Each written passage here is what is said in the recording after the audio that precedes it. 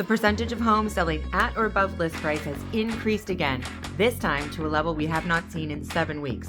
Find out how that affects both buyers and sellers on today's Monday Market Monitor.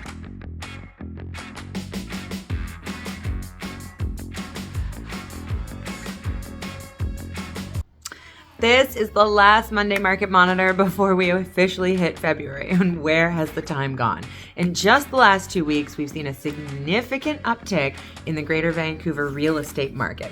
Anecdotally, and as you are going to see reflected in this week's numbers, the increase in new products coming to the market has got buyers excited.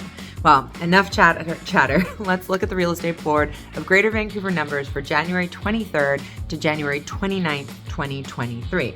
So first, let's talk about the new listings. Last week, 778 new listings hit the market. That number is noticeably lower than the previous 2 weeks in January, which were 904 and 861 respectively. I have touched on this previously, and the lower listing numbers have been hurting the market, at least for buyers.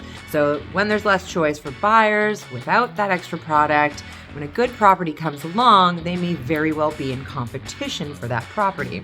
As for sellers, well, right now this is working to your advantage, and if you're pricing your property right around market value and not getting too greedy, you may have a successful home sale.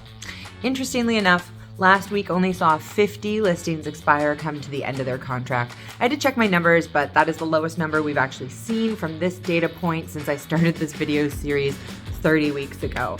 I'm not overly concerned about this number being low because in reality, the new listings that came on since January 1st won't be looking to end their contract that quickly. In general, those contracts, won't expire until maybe 3 months from now. Moving on to price changes. Last week, 135 sellers decided that it was time for a price change. This number is right in line with sort of the last 3 weeks of data, although I mentioned it last week, and I'm still surprised that given that there are 7,566 listings on the market, this number is not higher. It could be that sellers are just holding out since they see a lack of product on the market, and if that's the case, that's kind of bad news for buyers that are looking for a deal in this market. Now for the number of sold properties. Last week we saw 299 sold properties.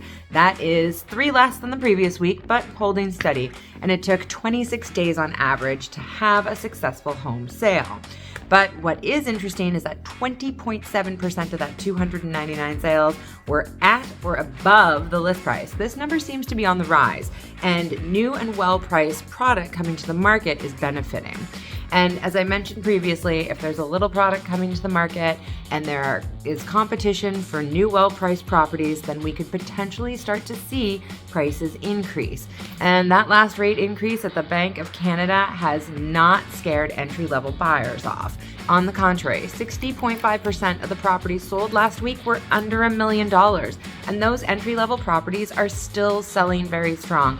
And while I thought that detached homes might be gaining traction again, it just doesn't look that way. That is also reflected in our final number, the percent of attached to detached properties sold. 73% of the properties sold last week were condos or townhomes, and that is the highest number we've seen since I started tracking that specific number 23 weeks ago. So what does it mean for buyers and sellers? That is a great question. On the buy side, we've touched on it, and that if there's competition for new product coming to the market, well, you shouldn't be waiting to see properties. You need to see them as they hit the market so you can make offers right away. As for sellers, well, looks like the ball is in your court again.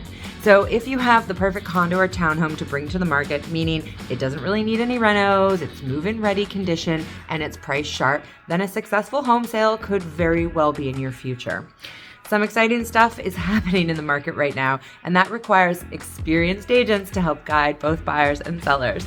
So remember, if you want to have an in-depth conversation about the Vancouver real estate market and how these stats will affect your spring home sale or home purchase, then reach out for some expert advice.